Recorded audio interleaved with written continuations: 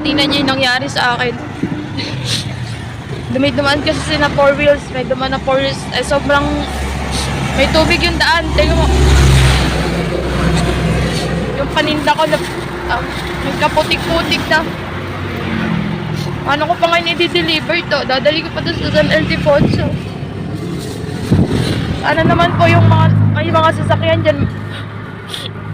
Mag-ingat-ingat naman po kayo kasi meron din po mga naghahanap buhay na napeperwisyo.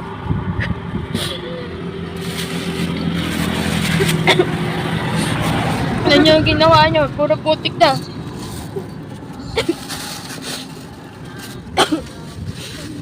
Diba? Sa hindi kayo napeperwisyo eh. Dire-diretso eh. Ay na, para akong naligo. Basang-basa ako. Puro putik pa rin paninda ko. Walang hiya mo.